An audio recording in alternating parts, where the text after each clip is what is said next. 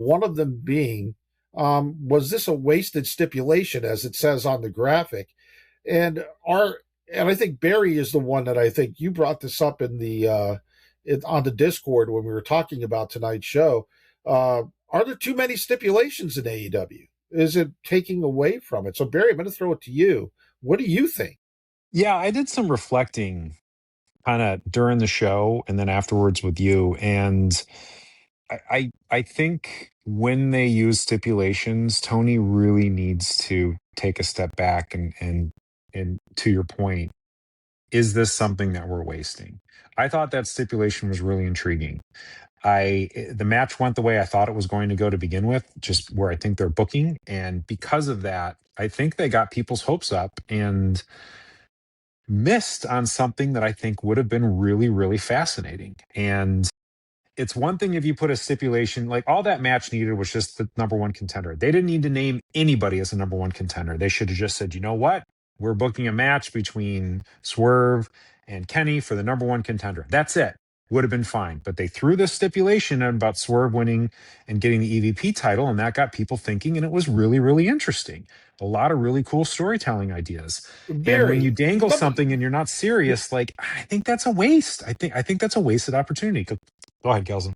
I wanted to ask you a question because I mentioned this last week on the show, and I don't know whether I was dreaming or not, but am I right in saying that didn't Swerve Strickland, when they made this stipulation, didn't Swerve Strickland come out on whatever show he was on and say, I'm the number one contender? That's news to me. Yeah. I think it was in that promo, that weird Dynamite. Didn't that happen on that weird Dynamite? I can't remember. 2 weeks ago, I think. It was. He did say, it came out of nowhere. I didn't even know that. Yeah, the announcers were the ones that plugged us in, and then Swerve was reacting to it, and that to me just says that they screwed up. I think they screwed up. Bottom line. Yeah. Well, Shane, I want to hear your thoughts on this. Because let's extend this further because AEW's done a lot of these. Hey, win this match, you win $200,000, $500,000, $1 million.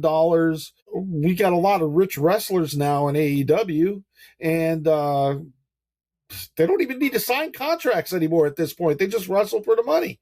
Yeah, I mean, what do you think of these stipulation matches? I mean, you're not wrong. I mean, they're winning all this money on the side. Where's their incentive to, do what they're actually there to do?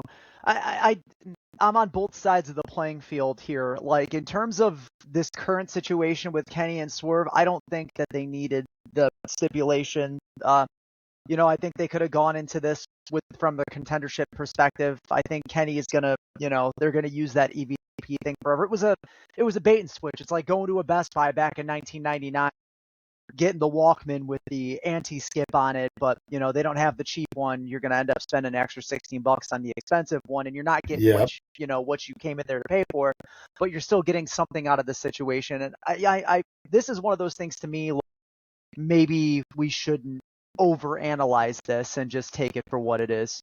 We got something out of it, and I think that's good enough for me. Yeah. Just caution going forward for them is my just general advice.